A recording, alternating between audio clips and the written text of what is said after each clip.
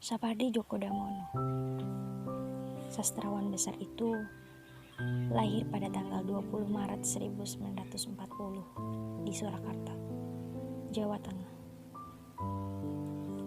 Sastrawan sekaligus guru besar itu mantan dekan Fakultas Sastra UI.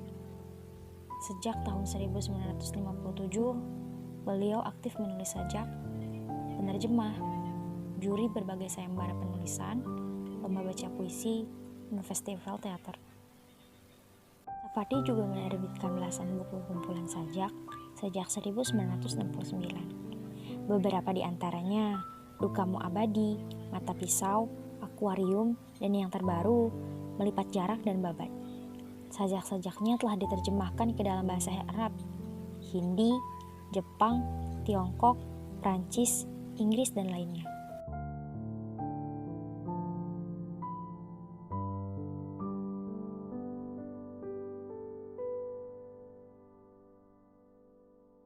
Sajak-sajaknya meraih berbagai penghargaan di bidang sastra ini. Juga telah dikutip untuk undangan pernikahan, kalender, poster, t-shirt, lognat, bahkan sajak-sajak Sapardi telah dimusikalisasikan dan diadopsi menjadi film. Sayangnya, Sapardi Djoko Damono telah meninggal dunia pada hari Minggu, tanggal 19 Juli tahun 2020, dalam usianya yang genap 80 tahun. Tak ada hujan bahkan hari cerah, dan juga senja pun masih lama.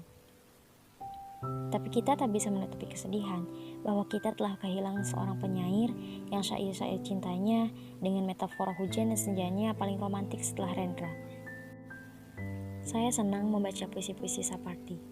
Awalnya sebagai kebutuhan praktis untuk menghaluskan dan memperlancar kebiasaan dalam menulis. Puisi-puisi Sapardi merupakan sparring partner yang bagus. Puisi-puisinya sederhana, lembut, dan begitu epik, serta kaya dengan majas. Sapardi Djoko Damono menghidupkan kata-kata seperti kenangan, hujan atau senja menjadi seperti makhluk yang berbicara. Dia menciptakan rasa rindu, lapar, atau sakit. Jadi benda-benda yang bisa disentuh dan digenggam. Tak aneh kalau gaya bertuturnya dalam puisi banyak ditiru generasi penyair yang datang kemudian, secara halus maupun kasar. Puisi-puisi Sapardi bukan rentetan kata dan kalimat yang kering. Ia sangat penuh makna, ditulis dengan pilihan diksi dan narasi yang terencana, dan renungan yang dalam. Karena itu, lebih dari sekedar kebutuhan praktis, ia, bagi saya, bisa memperkaya sukma. Jika dikatakan penyair adalah penyinar rohani masyarakat, maka Sapardi ada dan menjadi sosok terkemuka di dalamnya. Tanpa label penyair sufi atau penyair religius, puisi-puisinya senantiasa mengundang perenungan. Puisi Mata Pisau dan Perahu Kertas sebagai contoh puisi yang maknanya demikian dalam.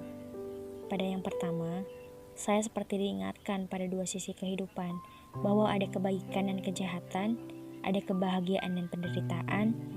Semua itu terpulang pada kita untuk menjalaninya. Sedang yang kedua, pada impian dan panjangnya pencarian.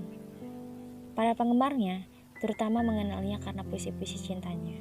Tetapi pada suatu masa dan jejaknya terus tersisa hingga tua. Jika dikatakan penyair adalah penyinar rohani masyarakat, maka Sapardi ada dan menjadi sosok terkemuka di dalamnya.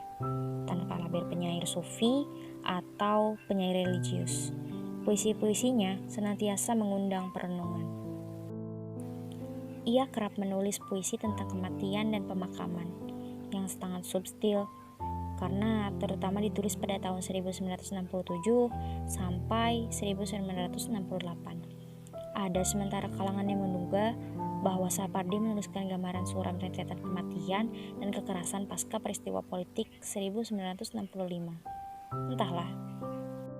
Suatu kali, ketika saya menonton di salah satu channel YouTube, di sana terdapat video Sapardi yang sedang berada di Taman Budaya Surakarta atau TBS. Untuk keberkian kalinya, saya melihat video-video mengenai guru besar Sapardi. Tubuhnya saat itu tampak tinggi, mungkin karena kurus. Sapardi mengenakan jas yang agak kedodoran dan sebuah topi. Terlihat Sapardi Djoko Damono sedang mengisi acara diskusi sastra.